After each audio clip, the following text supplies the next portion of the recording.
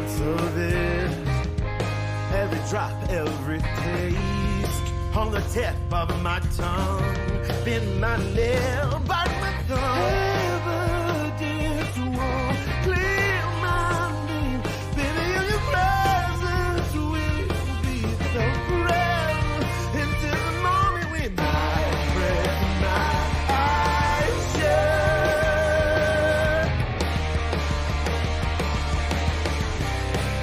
Now I'm ready. Your answers will always want it. Yeah, when we hold it till there's nothing else can let us down. The only answers what we've always wanted for.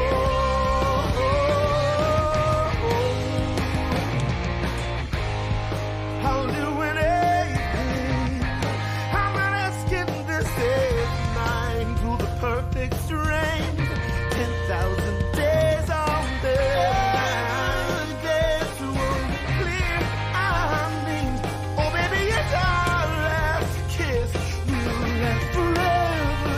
That's the moment when I rest my eyes shut.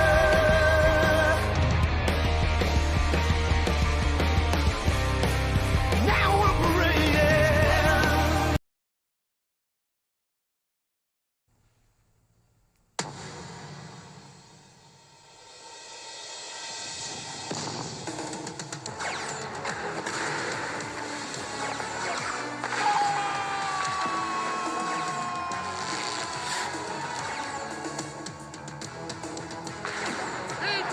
It's over!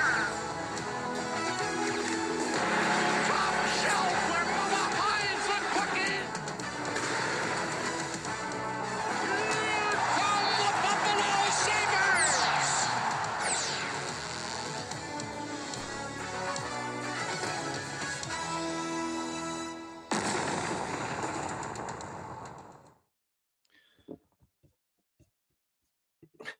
Welcome, everybody, to I'll Hang Up and Listen, brought to you by, and I hope you're enjoying one after that loss, Fatty Beer Company, Western New York's premier market and tap room with 8 Western New York locations and over 300 beers to choose from. Fatty Beer is one of the best places to enjoy happy hour, a Sabres game, or any sporting event. They have live music, entertainment, and trivia at all 8 locations, 7 days a week. Open 11:30 a.m. till 10:30 p.m. and later. And, of course, they are both kid and dog friendly. Buffalo Go apparel. Get all of your Buffalo sports apparel needs from Buffalo Go. Go check out our own merchandise, the Goated Hashik Letterman hat, the RJ, pay honor to him, the RJ hat, and, of course, the Goat shirts, hats, and hoodies. And then hopefully we'll have some of our own merch available for you to buy on there as well. Hurls, Sabres lose 5-2 to the Ottawa Senators. While, okay, that score doesn't look absolutely terrible as we're all reacting, because, again, I'm sorry, 6-2. Sorry, they lost 6-2. I forgot about the empty netter.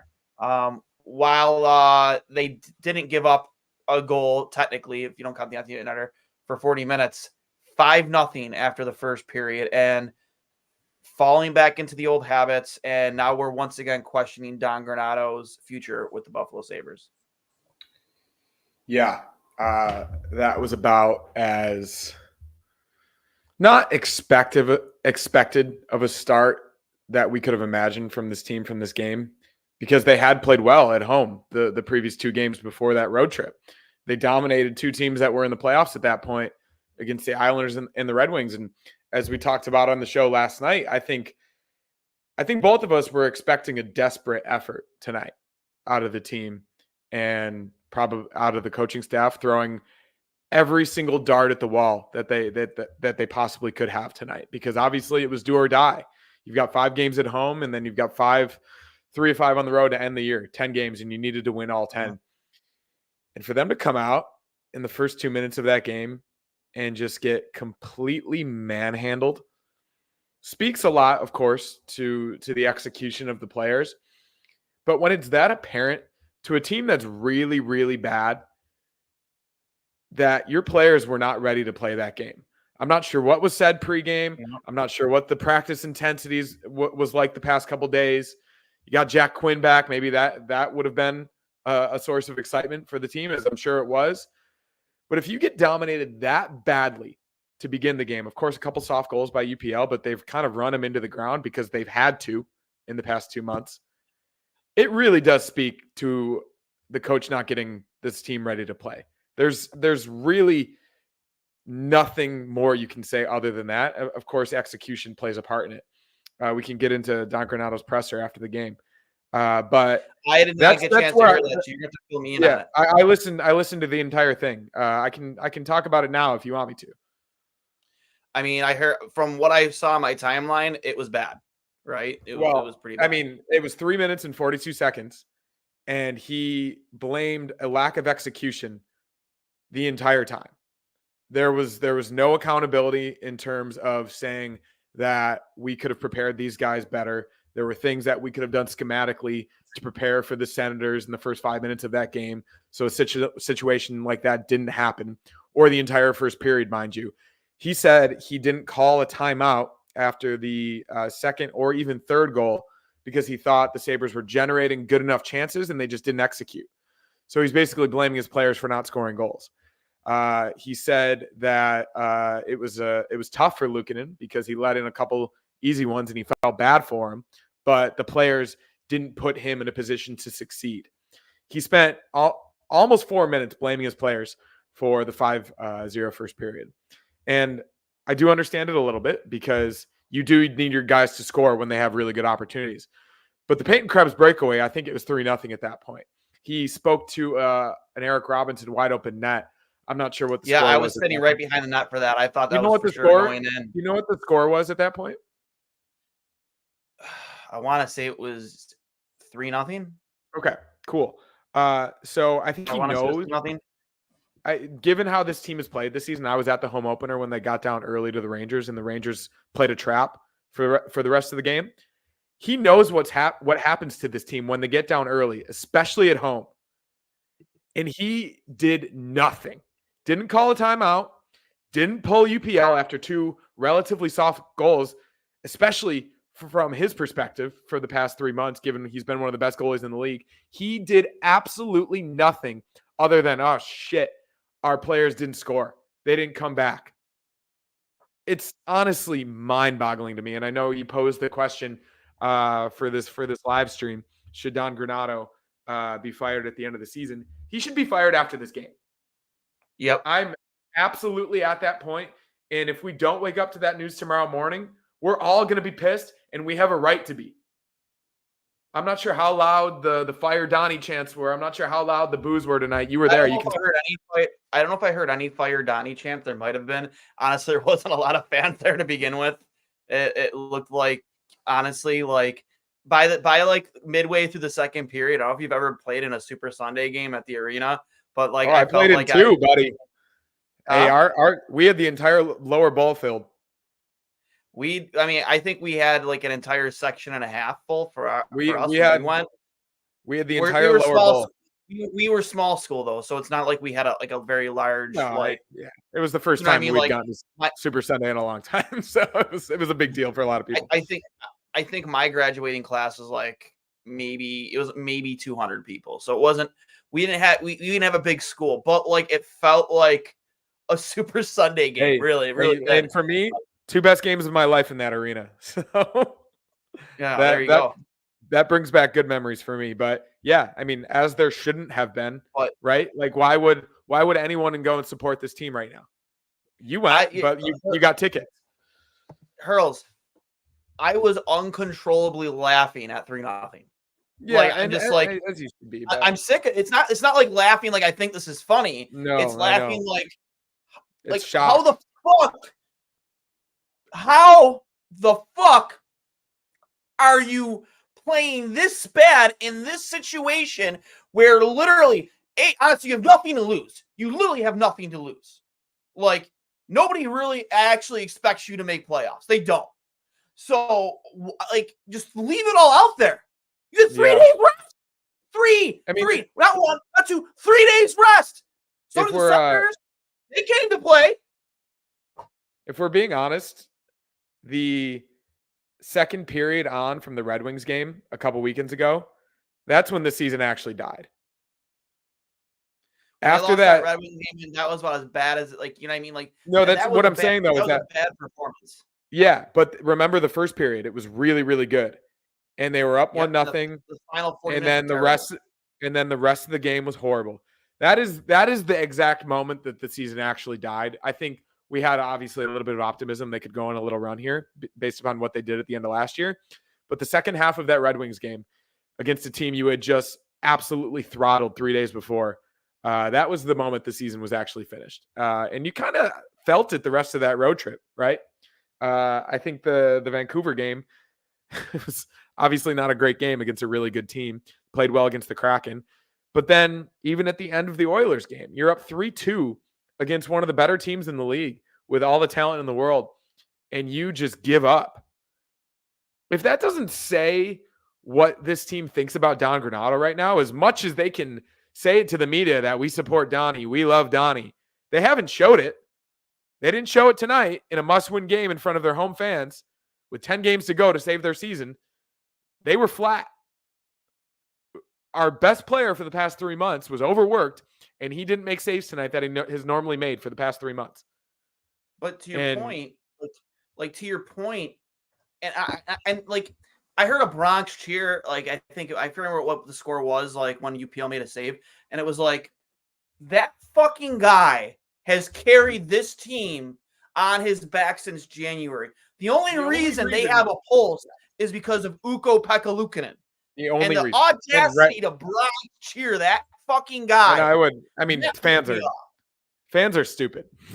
I would say just generally, I would equate those fans that sarcastically cheered Ukko Pekka-Luukkonen to fans that comment on Twitter posts and are too scared to do something in person or to say it to your face. They clearly have no knowledge of the game or no knowledge of the team, and they were just being trolls. I don't give those fans any peace of mind whatsoever. But the fact that this team was not ready to play tonight, if Don Granato has a job in the morning, he's not getting fired at the end of the season, no matter what happens. Mm-hmm. I can tell you that pretty confidently. Because if that wasn't enough, 5-0 in a must-win game, if he has a job in the morning, if he has a job right now, he's not getting fired at the end of this year. And it's clearly a handshake agreement between him, Kevin Adams, and Terry Pegula. So, speaking of Terry, as much as we can cry about it, this is a good comment from Big Fungus. He should be fired effective 12 a.m. Call Lindy to finish the season and find a real coach next year. Fuck Terry Pegula for allowing this to continue.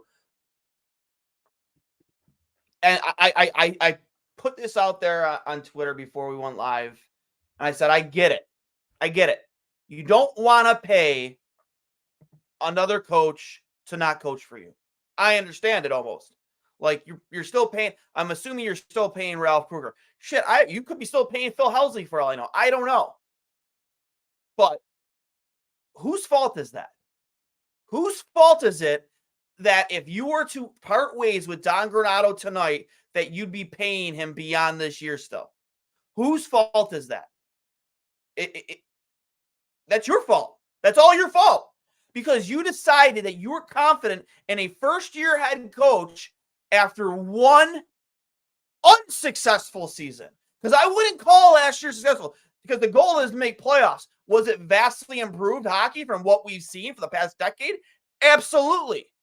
But at the end of the day, you didn't make the playoffs. You accomplished nothing. Literally nothing. Next to nothing. Other than getting this fan base's hopes up again, getting their optimism up again, and selling fucking hope. Go into the offseason, do virtually nothing in free agency. The best addition in your offseason offensively is an 18-year-old kid who, honestly, on 99% of the time, wouldn't make an NHL roster.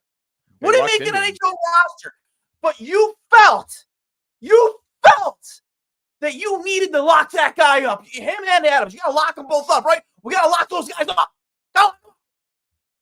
What? Because you finished 1 point out of a playoff spot? That's why you got to lock them up? For what? Honestly, whose fault is that, Terry? Whose fault is that? That's your fault. Or are you just listening to Kevin, and Kevin's trying to secure his job and Donnie's job beyond next season? Because who the fuck is lining up after this season to acquire Don Granato's services? Who? Who was lining up after last season? Who? Nobody. I'm pretty sure you would have felt pretty damn secure not extending that guy, knowing that you could have still did it after this season or near the end of the season, and Don would have gladly taken the contract. That's your fault, Terry Pegula. That's your fault, not our fault. You're making us suffer through this shit again. Meanwhile, happy birthday, Terry Pegula. Yeah. The comments on the Sabres post earlier today. Happy birthday, Terry Pegula. Everyone go to that tweet when you get a chance. My favorite reply to that tweet. My favorite reply to that tweet was stay strong, admin. do your best, because it's tough out there right now. And I don't mean to, and the place you're coming from is obviously a source of frustration that a lot of fans are feeling right now for 13 years. I feel it. I think I expressed it in a different way, but yeah, it's inexcusable. It's not only disappointing, it's infuriating. The three words that came out of the locker room tonight from Joe Yerdon that I saw were shocked, disappointed, stunned. But honestly, given the way this team has played at home most of the season, they shouldn't be surprised at all. They've had a few good games recently, but for the first half of the season, they were playing at a 72-point pace, and I think they were playing much worse than that at home. So for the most part, they can only look to themselves, right? And that's where it comes down to. This, obviously, management and the coaching staff has not put this team in a position to succeed. No, they haven't. And as you said, UPL's Linsanity run over the past 2 months is the only reason they had a chance to begin with. I would argue Rasmus Dahlin is in there, JJ Peterka is in there, even Casey Middlestat for parts of it, because he was our leading scorer. But it is utterly inexcusable what happened tonight. And if there's not some type of response, because I can almost guarantee you they're not going to fire Don Granato. Can almost guarantee you we're not going to wake up to news of that tomorrow. And if we do, I'll be pleasantly surprised. I'm not sure who takes over as interim head coach, because we goddamn know that Marty Wilford and Matt Ellis and maybe they bring Seth Appert up, but Rochester's in the midst of a playoff run in the AHL. So I'm not sure that would be a good idea. I don't know what they do. Something Harrington, who I think has advocated for quite a while that we can't keep firing coaches, it's the players. Harrington is calling for Granato to be fired, which, again, I'm not going to say is surprising, but he is a guy that has, and even on our show, he even said that it's on the players to you know what I mean? How can you constantly blame the coaches? It's the players. I agree with that to an extent, Hurls. I do. I agree that the players are the ones making plays or lack thereof. But to your point, to start all this, and I understand. Listen, Paul Hamilton made some good points on the post game when I was driving home from the game. He goes, I'm sure the team does love Don Granato. I'm sure they don't want him to be fired. I'm sure they love playing for him, but they have a funny way of showing it. They have a really funny way of showing it. And that doesn't look like a coach you want to play. That you don't play. The way you're playing doesn't make me believe that you want him to to continue being head coach. I'll say, tonight was really bad. For the majority of the last month, they've been better than they were the rest of the year. So I do not think that they are quitting on a nightly basis. But if you're just looking at the end of the Detroit game, the end of the Oilers game, and the beginning of this game as 3 data points in 3 games that are ultimately going to be the demise of this team, it felt like they quit. They felt like they quit twice, and it felt like they weren't ready to play tonight, which is obviously inexcusable. I'm going to bring up a tweet I saw from our guy Kevin on Twitter, who I think is Before- really before, knowledgeable. before you do, just a shout out to some new viewers, new listeners, Liam Canadian, and of course now we got Tim in the mix. Seems like we got some new viewers, new listeners almost every single time we go live, Earls. The tank is So not appreciate you on. guys. Please. The tank is not on. We're not tanking. We're not doing I'm it. not tanking. I'm gonna read a tweet from our guy Kevin on Twitter. I think a lot of people deep into Sabres Twitters know him really well. NT Rider 825. He said this specifically about Don Granato, and he has been one that has defended him for a lot of different reasons this season. But he says basically they are a team that doesn't have any easy buttons. I've defended Granato a lot on many things, but it's year 3.5. If you haven't given your team easy ways to generate or shut down offense by now, you're never gonna. And that speaks to a lot of different. Yeah, it speaks to a lot of different things. But if your team's not ready to play in the first 5 minutes of game, which are critical in terms of the way that your team specifically plays, you want to play this run and gun style, you want to go up and down the ice and create chances, well, you're not going to be able to do that if you get down early. And if you can't generate offense early, especially at home in front of your fans at a 5-game homestand, if you're not giving them the system to succeed in a way that they did last year, in a way that they haven't this year, especially on the power play, what's going to change? And how are you going to know if it's the player's fault if you continue to have the same systems for the past 3.5 years? Obviously, he's better than Ralph Kruger. Obviously, he's better than Phil Housley. Obviously, he's better than Dan Bilesma. Obviously, he's better than Ted Nolan or the end of the Lindy Ruff era. But right now, it's not working. And a lot of NHL coaches this season in higher profile markets have gotten fired for way less. So whatever Terry Pegula feels handcuffed to because of the extension he signed them to because they were just there at the end of last season, he can take his $10 billion and go find somebody else. That money doesn't matter to him. That money does not matter. All of the money he's making from the Bills, all of the money he's making from the personal seat licenses that are coming out for the new stadium in 2.5 years, the however many million dollars he's going to have to be on the hook for Don Granato for the next 3 years, I'm sure they can come to some type of deal. It doesn't matter. This team is good enough. They've generated chances in the second half of the year, and they had one of the best goalies in the league, and they're still going to miss the playoffs. You need to try something new systematically and schematically. And I fear they're not going to because they're scared of just trying something new. You have to. Otherwise, nothing's going to work. I didn't even notice that Joe's was playing tonight. Joe's played tonight?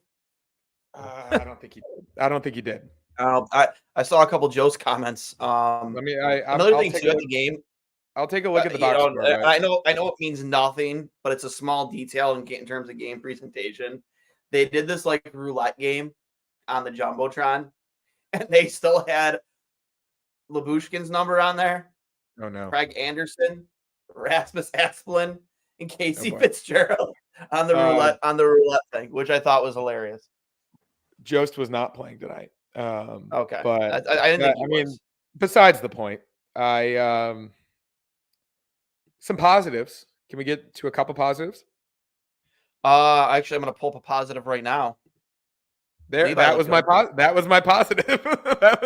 Thanks, Shout out new listener Tim. That was my positive. Yeah, and he's looked good both his last 2 starts. Yeah, he had I think Not starts. 6 goals. He didn't start tonight. Might as well have. He had 6 goals saved above expected against the Canucks, which in analytics terms is incredible. That one rebound pad save. On the amazing on Kachuk. Beautiful. So that was beautiful. I think every goalie knows that coming into a game cold is one of the hardest things to do, and you have to be both like physically and mentally ready to do that type of thing. Thankfully, it was pretty early into the game, so he was probably still feeling pretty good from warmups. But I think coming into that situation, especially as a young kid, especially in a hostile home environment, let alone a hostile road environment, a hostile home environment when the fans have already turned against the team and probably would have absolutely gone in on you after that goal that he let in to make it 5-0. He responded about as well as any goalie could have in that type of situation. I think the Senators still played a pretty good game. I mean, the Sabres obviously had a much better second period where they generated some chances, and especially that shift where Clifton scored, they were in their zone for like 3+ minutes. So that was another positive in terms of the forwards and defensemen. But no, Levi, he looked sharp. He looked aggressive. He's at his best when he's athletic and he's challenging, and he's obviously pouncing on rebounds.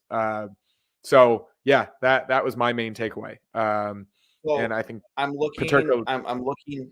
I mean, I'm looking at Don Granato's contract right now on Cap Friendly. He is signed. show that. He is signed for 2 more seasons. He signed through the end of 2026 for $3.8 million. That's so absolute chump change. Von Miller just took a $3.8 million pay cut. Like, yeah, Terry's Terry's correct if I'm reading that correctly. Yeah, Terry is flush with cash. Like, he does not care about the money that he has to pay all these coaches that he's fired that hasn't worked out. I think it's an ego thing. I really do. Mm-hmm. I think that it's slightly that, and a lot of people say he doesn't care about the Sabres and he only cares about the Bills. I absolutely refute that. I do think he cares about the Sabres. He bought this team in 2011 because he was a lifelong Sabres fan, and the genuine emotion he showed at that first press conference, while it looks funny now, the only destination is the Stanley Cup, and that's the entire reason for the Sabres' existence. It looks really funny now. I do believe he cares about the team. He's just failed in every single decision that he's made, for the most part. And that obviously comes back to bite you. I mean, caring about the team and making really, really bad decisions when it comes to personnel, in terms of not upgrading the arena or caring about the fan experience, those are different stories. I do think he wants this team to win. And yeah, he might be a little bit more distracted because he has a role within the NFL now, and the Bills are much more a part of the national conversation. But he does care about this team. It's just not working. It's clearly not working. And from another new listener, Vinny Vaccaro, at this point, 9 straight losses doesn't sound too bad. I mean, it does though. It does, yeah. I mean, if that could, I mean, let's talk about that just for a second. 9 straight losses. So how many points would we have? I think that would keep us potentially in top 10 territory.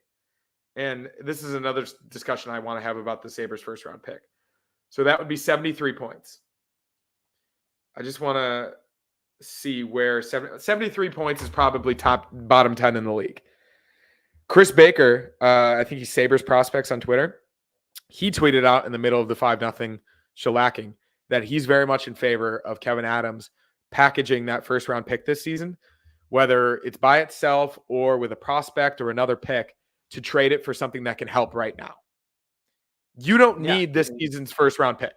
No, unless it ends up being a lottery pick and you fucking actually win the lottery. If you luck into Macklin Celebrini, you take him. Or even a top 3 pick. If it's like a top 3, yeah, fuck yeah. I don't keep that pick. And you trade one of the guys that you already have in your prospect pool. Given how far out of it they're gonna be for the lottery, I don't think there's a chance they get into the top 3. I think it's either gonna be. I don't know. I know there's rules. What I'm saying is that you can move up. It's either gonna be 1 or 10. Yeah, I think you can only move up so far.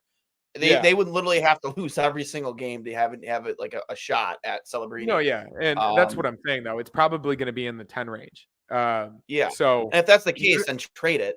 You don't need the 10th overall pick. Zach Benson was an anomaly, and he's going to be an anomaly moving forward.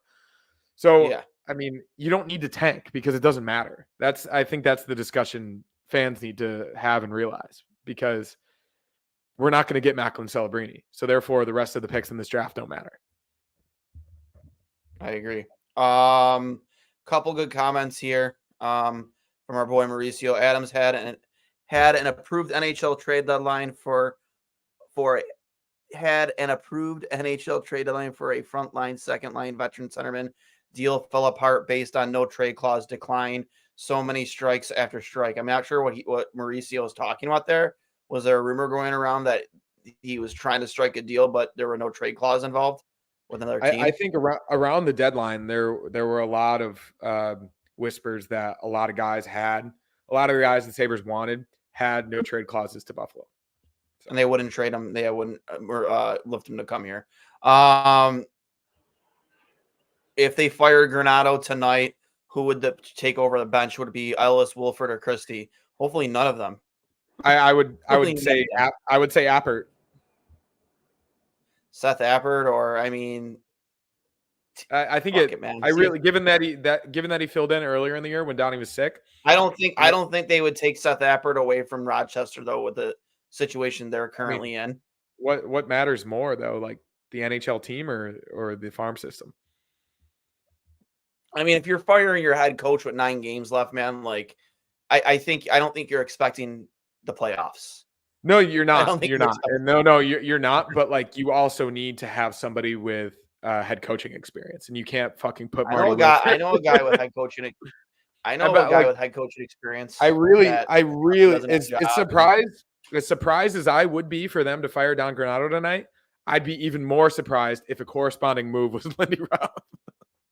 I'm just saying, dude, if you want to get fucking fans fired, if we wake up fans fired up, that's one way to do it. You know what it would really do? If we wake up to that tomorrow and then Friday night it's against the Devils too. Can you imagine? God. Can you imagine? And my God, they're in the thick of the playoff race. And if the team in the city, that building would be full. Number one. Number two, if they're so fired up, they wear the goat heads or whatever. They gotta wear the goat heads. You gotta wear the goat heads. If they're so fired up and the Sabres win and beat the Devils and knock them out of the playoffs, can you imagine the Devils fans? Oh my God. That situation, it's not going to happen, but the possibility of that situation just made me so happy. Could you imagine if just beating the shit out of them, fucking 5-2 or something like tonight, beat the shit out of them. Ruff is over the boards yelling at Jack Hughes. Instead of a fire Lindy chant, you get a thank you Lindy chant. Thank you. Devils fan. Who's the guy? Who's that guy? What's his name from Barstool? The guy, Frank the Tank. Could you imagine Frank the Tank at home watching that game? No. Oh my God! Right. It would be one of finger on his neck. That'd be great. It would be one of the funniest instances in NHL history. Oh my God! I mean, so that would be that would be a nationally broadcasted game, right? They would we have to broadcast this on TNT or ESPN. Yeah. It have to be. I do legitimately think if they did that, the building would be full. Yeah. Piggybacking off this, besides Lindy, what other available coach out there would you even consider coming to Buffalo? We see a lot of Berube comments, Gallant, Bruce Boudreau. I need a coach, man, that's just going to hold players accountable. Scotty Bowman. I think, Scotty. Scotty's Bowman. 90. I know. Bring him back. Bring him back. I mean, there's a couple. I just want accountability. I don't need Tortorella, but Tortorella. And you got none of it from the guy at the helm in his own press conference. Literally, yeah. So literally, a couple new listeners. Donald Parrish. As much as I want Granato fires, the fans versus team drama is deeper than him. Are we sure a new coach is going to be? No, we're not sure, but you might as well fucking try. Yeah, at this point, I mean. I don't know. None of us are sure about anything, but if you have it's this, literally like buying out Jost, man. It's literally buying out Tyson Jost. Yeah. This is the entire thing, and to the point from Kevin's tweet earlier. If you have the players who got to within a point of the playoffs last season, if you have the talent that you've built up with this prospect pool over the course of the past 5 seasons, with 4 or 5 trades of your star players to different teams. And it's not working with a coach for 3.5 years. And when I say not working, they got pretty close, and then they signed him to an extension. If it's still not working, even with all of the expectations of this season, and as flat as they've played at home, as much as they've given up at the end of the games, why would you just not try? Why would you not bring in a coach with NHL experience, which Donnie didn't have before the Sabres job? Why would you not bring in a guy like Bruce Boudreau or Gargalant or any of these other guys to kick these guys into shape? Why not try? Because maybe it might fail again. No. Well, keep trying, and they're not gonna do it because they're scared. Yeah, because we're paying too many coaches to not coach for us. But the billionaire who's willing to drill another oil well if he ever wanted to make money is now worried about paying head coaches not. I don't fucking understand. If this was the Bills, he'd be treating it a lot different. That's for sure. From another new listener, the organization needs to clean house. This isn't working anymore. Adams and Don have to go. Shout out to you, James K. Thanks for tuning in. Your feeling about Adams? I would say Granato way before Adams. I really do. I think this is, we can blame this season a lot on Adams for being as passive as he was this past summer, only signing Connor Clifton and Eric Johnson. We can blame him for sitting a little bit too tight on this prospect pipeline, probably not extending it as much as he's probably been able to. But at the same time, I do think he's built a roster that is good enough to make the playoffs. There's been a lack of execution this season. Yes, our star players have regressed mightily compared to last season. I think there has been a lack of depth, especially in the forward group, where they're forcing guys like Jordan Greenway up the lineup when they're not first-line players, even though he's been one of your better forwards all season, a guy that Kevin Adams traded for, and effectively a steal. It was a second or fifth-round pick or a pick swap or something like that. I think he has made really good deals. He got a first-rounder for Rasmus Ristolainen, who, as Duane tweeted earlier, is going to see the playoffs before the Sabres do, which should make us all pause and cry for a moment.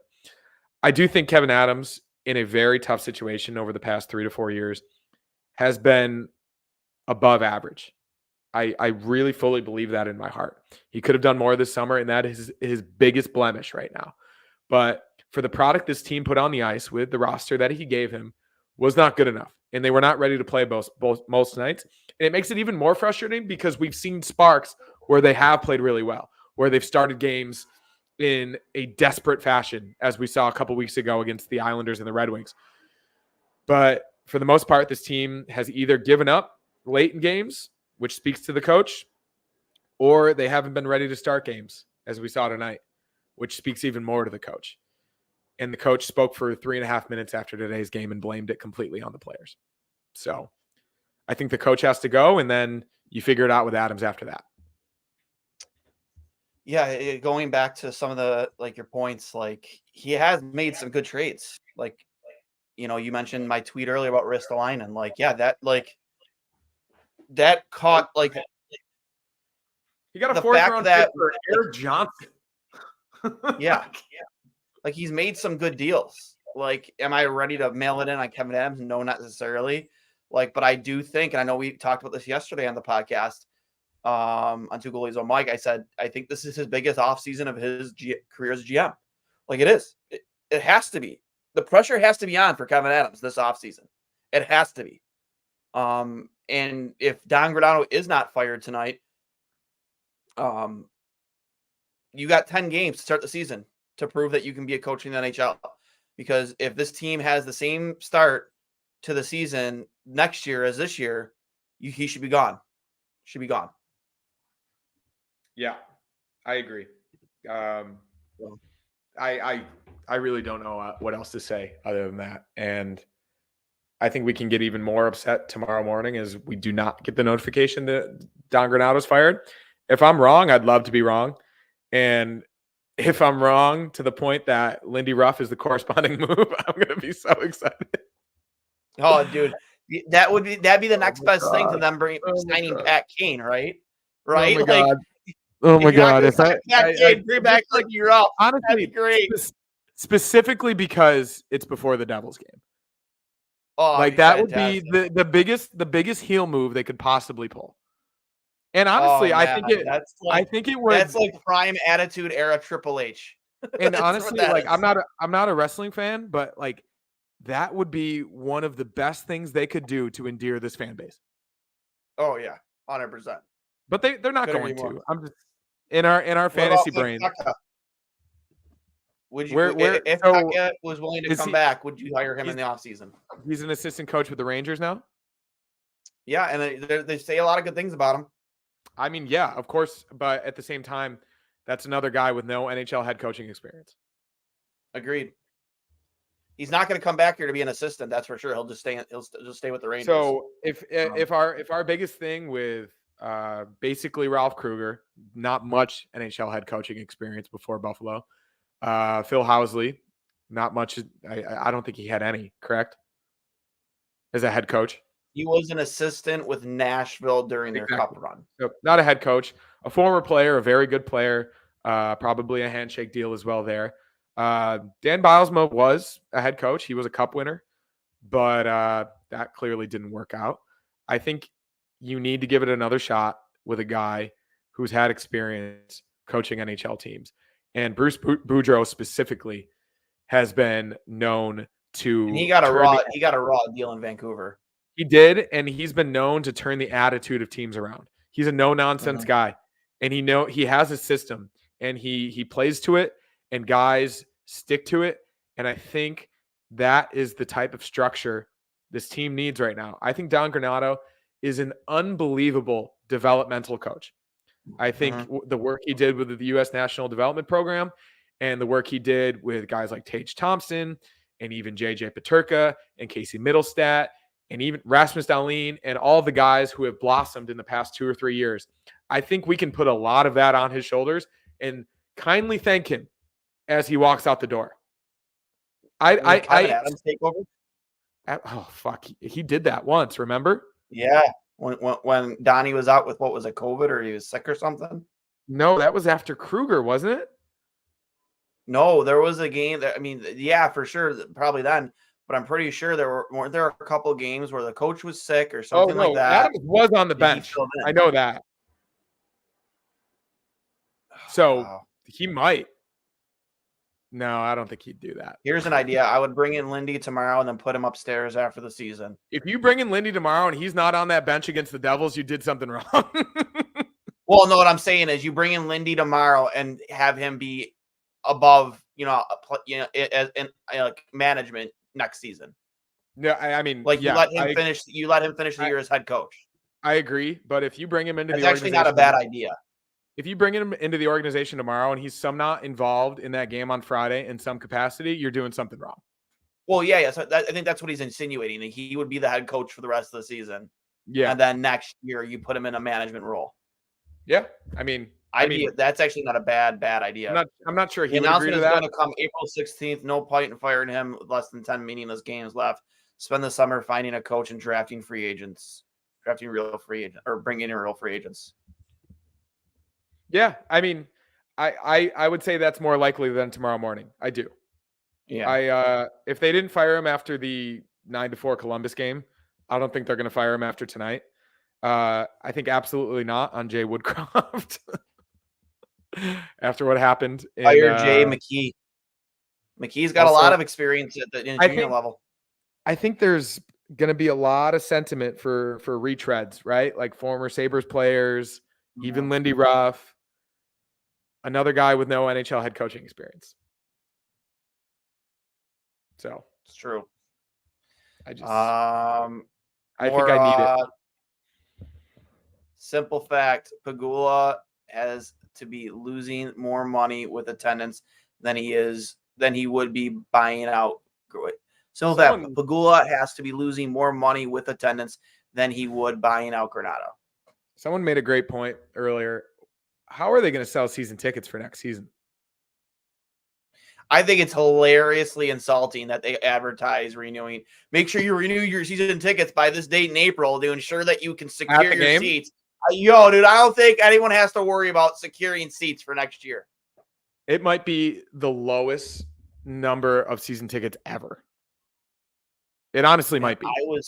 I was so close to getting season tickets before this year. I mean, I flew home for the home opener. Like I think this season's numbers were probably pretty good, and yeah, it's bad. The Red Rocket, Red Berry, and I'm flush red with disappointment, sadness, negativity, and misery. Me too, Mauricio. Me too. I think you two need to meet and have a beer. I've got. I like the Red Rocket. It's a good nickname. I've got no optimism left. Tonight was the final straw. It really was. Yeah.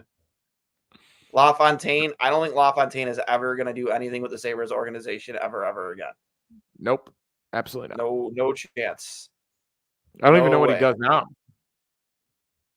Yeah, I know he does a lot with his Companions and Courage Foundation. I know they do, like, he's very involved with charity work and stuff still. One of the all-time greatest human beings Are in we, Buffalo history, Are we athlete-wise. sell the team? This is what reminds me of it. Knicks fans yelled at James Dolan all the time. Well, the Knicks are pretty good this year. Are we getting into like James Dolan territory with Terry Pagula? Yell sell the team. I'm no, but surprised we're just not like there already. with how fans feel about this ownership, because for a while before, you don't hear it much this season, obviously, because Jalen Brunson has gone nuclear and they've made really good trades and the team is really good. You're not hearing much of sell the team about the Knicks anymore. But before this year, you heard it every single game, and fans would be kicked out of the game for saying sell the team. So I'm not sure if that's going to happen, but gosh, I mean, we're up there with the Jets now, obviously, for franchises that have missed the playoffs for 13 straight seasons. And if they max effort for 15, 20 minutes a night, 3 or 4 times a week is all we ask. Need more than 15, 20 minutes a night. Maximum effort. You need more than 15, 20 minutes. Yeah, you need more than that. Bag skate tomorrow. Do you think this Don Granato has ever bag skate this team? I haven't seen it. And there's a lot of, I'm sure that's something that will be reported. There's a lot of reporters at these practices. Never heard about bag skated. With as much as we are following like Sabres Twitter sources and reporters and whatnot, I've never seen it. And I saw it a few weeks ago from Patrick Waugh for the Islanders. But no, I don't think he's ever done that. Yeah, I agree. Another new listener, shout out to Eric Moreno. The GM doesn't have it either. This past off season was the time to make an impact move for the top 2 lines, and you did nothing. He's a yes man and way too patient.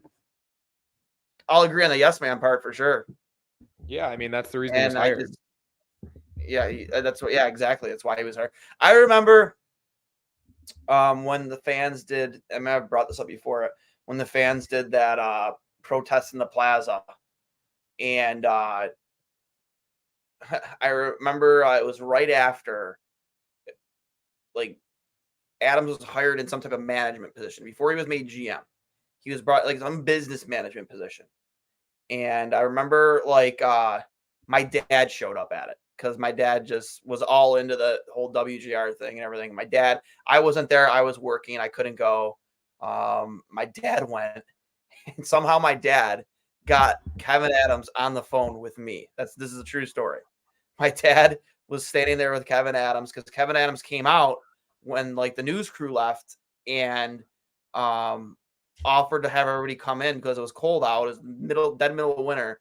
And it was like, you want to come in and have some coffee and hot cocoa and stuff like that. Tried to, like, reach out to the fans, and some of them, obliged. And my dad called me and he just stuck the phone in Kevin Adams' face. Said, "My son wants to talk to you." And I wasn't expecting it at all. Mind you, this is like a week after that whole thing with GR and all that stuff. And I had no idea. And the guy was super nice. He was very nice. He was very well spoken. He was genuine with everything he said. And he had me believing in him. And again, this before he was made GM. But when he was made GM, is like, to your point, like, it's like, yeah, he's a yes man. He is a yes man. Like, it's hard to not like Kevin Adams because he's from the area. It's hard to, it's like, not to the same extent, but like really hating any former athlete from Buffalo. Like, if you're going to find a guy that's going to handle the negativity of this fan base and hopefully not get ran out of town with pitchforks, make it a guy that you have familiarity with and a guy from the area. And again, I like Kevin Adams. I hope that he does turn it around this offseason. I would love to be wrong about him when they first hired him, but he, outside of, again, the few trades that you mentioned, he has really fallen short for me. So I don't know. Yeah. I think you give him another offseason and see what happens. I really do. agree. And I if agree. he I think does, this is the off season where it's his only offseason. If he does nothing, or if he's unable to do anything, and they have a similar type of season to next year, maybe with the same coach, maybe with no coach, then he's done. I'm dead. Me too. I agree. I'm dead too. Yeah, it's not normal. And I think no. as a city, as a collective fan base of both the Sabres and the Bills, we all deserve better. I think we are a product of being a small market. I think it's tougher for free agents to be convinced to come here than other places. Sometimes we're at the mercy of overpaying to convince guys to come here rather than, say, a Florida or an LA or one of the popular Canadian markets. And I do think that, shout out Zach Hyman, we're at a disadvantage because we're not. Can we talk about that one for a second? Because we're not. We're not. We've ever seen all of hockey. We're not as rich. We're not as rich, and we don't have as many privileges as some of the other big markets. Believe it or not, that was the dumbest take in sports history. Fun fact: he has been a guest on this show of Two Goalies One Mike, Andrew Berkshire. So I'll say this: he got way too much flack for that. Huh? And he got way too much flack for that, because I do think the underlying basis of his point was really good, but the example that he chose to use was really bad. I think hockey. I don't think you really needed to single out any single player to make that point. No. That's what I'm saying. So if people are unfamiliar, he said that Zach Hyman, he scored 51 goals this season, and it's at least partially because he comes from a very wealthy family, and his parents bought junior teams growing up and put him in a position to succeed so that he eventually would become this unbelievable NHL player. Cut to the fact that Zach Hyman's 31, and this is the first time he scored 51 goals in his career. And he also played fifth round pick out of Michigan, worked his way up a variety of different places, kind of grinded his ass off on multiple different teams. And now he's playing on the same power play as probably the greatest player in NHL history. Yeah. That's probably the reason he scored 51 goals, not because his parents were wealthy when he was 14, 15, 16 years old playing juniors. Mm-hmm. I do think there is a discussion to be had about hockey not being accessible to different kids and levels of income. I think Hashtag Heroes exists and is as good of an organization as it is because hockey is a hard sport for, let's just say it, non-rich white kids to play. So there's a point to be made about that. Like in his junior career, he had more opportunities than most people because his family was rich. That is absolutely true. And that is a problem that hockey needs to address. And organizations like Hashtag Heroes are working to address that. But the point about him scoring 51 goals is absolutely unrelated to him being 14, 15, 16 years old and having rich parents. So and to your point, you could literally dump every player's name into a bowl in the National Hockey League, reach your hand and pick him out and be like, yeah, he's rich, white kid. You could it's like what? You could dump 75% of right wingers in the National Hockey League and throw them on the same line as Connor McDavid and put them on power play 1 and stick them in front of the net, and they'll probably have 40 goals. Put me on Connor McDavid's wing, I'll score 10. I think I've never played forward in my life. Yeah, you might get 10.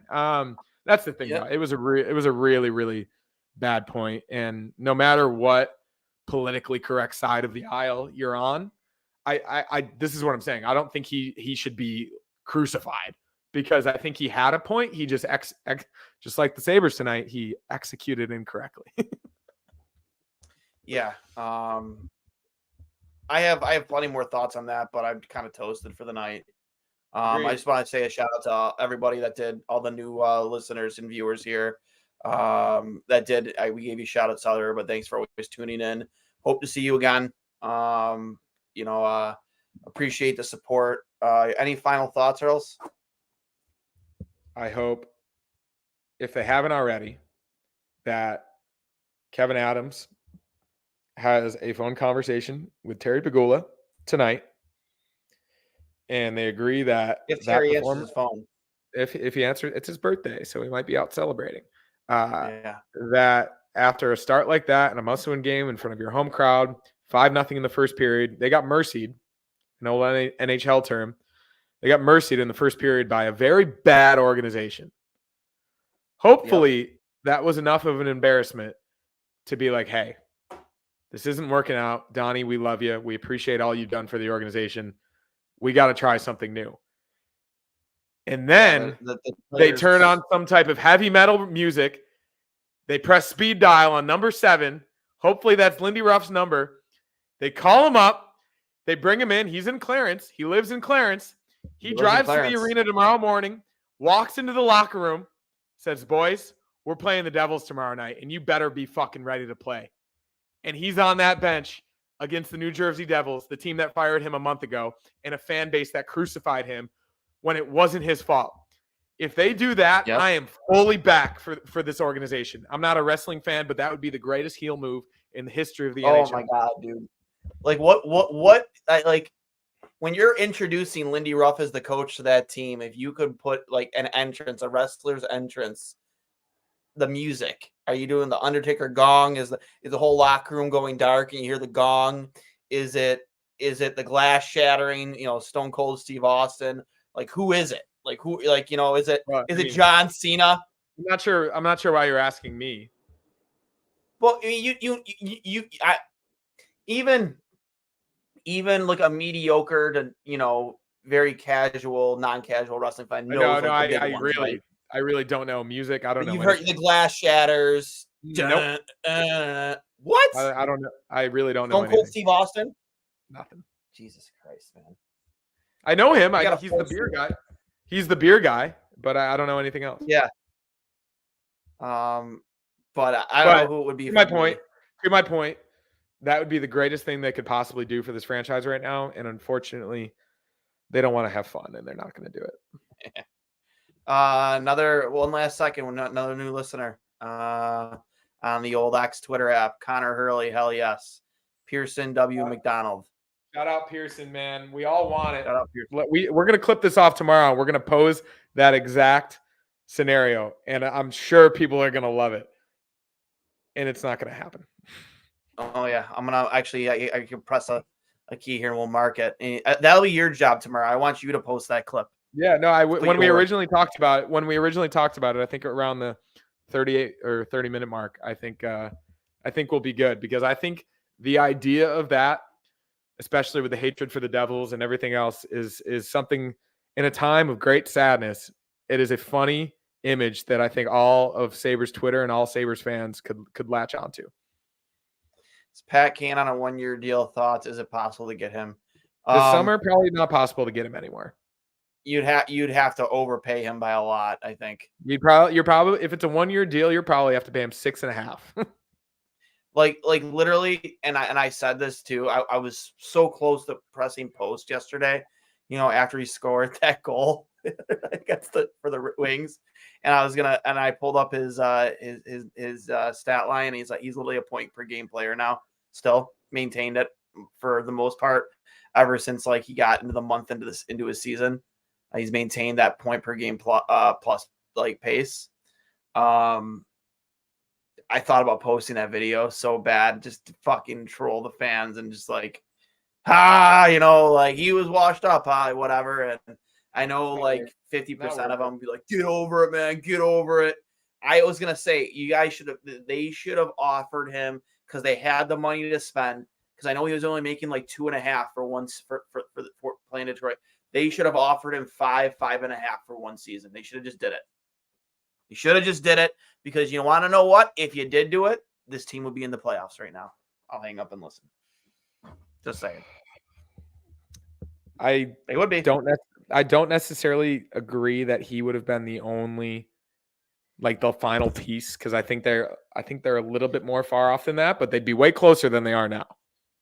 I would say I think he, in terms of adding wins to their current record, he probably would have given you 3 or 4 additional wins to their current record.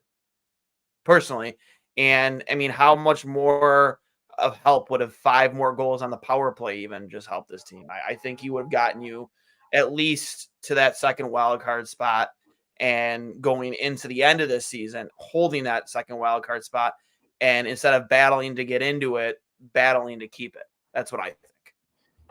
Yeah, no, for sure. Of course, given the way he's played, and who knows who his line mates would have been, and how much the power play would have been better. I think, I mean, to Pearson, if you want to fill the building on Friday night, there's only one thing you can do. Yep. You're 100% right. Remember, everybody, this is brought to you by Fatty Beer Company, Western New York's premier market and tap room, with 8 different Western New York locations and over 300 beers to choose from. You can find them at Fatty Beer on Instagram and Twitter, at Fatty Beer Co. on Facebook. A lot of great vibes there. They're open 7 days a week, 11:30 a.m. to 10:30 p.m. and later, both kid and dog friendly. And as always, Buffalo Logo Apparel, the best spot to get all of your Buffalo sports apparel needs. Have a lot of merch for the upcoming Eclipse here in Buffalo, April 8th. Go check it out. They have some pretty cool stuff there, and most famously known for all their Bills gear. But they have some Sabre stuff now, courtesy of your boys here at Two Goalies One Mike. Go check it out at Buffalo Logo Co. on Instagram and Twitter, buffalogo.com. Hurls, see you. When will we see you next? When will we be on again? I might be out for Friday. I have a tea time after work. But if Lindy Ruff is hired as the Sabres head coach, I will absolutely be in for Friday. Yeah. So Friday is the next guy. Do you know Pearson? I don't know. Because Clown bus. Lindy wouldn't let us lose to Clown Bus 9-4 the Sens tonight, or swept by the Ducks. I agree. So I'll tentatively say I'll be out for Friday, but if we wake up tomorrow that Lindy Ruff is hired as the Sabres head coach, I will be in. So I agree. So we'll see what happens. If Lindy Ruff is hired tonight as head coach, I'm calling into work tomorrow. We're doing like a 3-hour stream to talk about Lindy Ruff. You're waking up at like 5 a.m. Unfortunately, I can't call into work, and I've got to wake up at 5 a.m. West Coast time. So yeah, you might be alone for that one. All right, guys. As always, go Sabres. We'll talk to you this weekend. Bring Lindy home, and I'll hang up and listen. We will see you soon.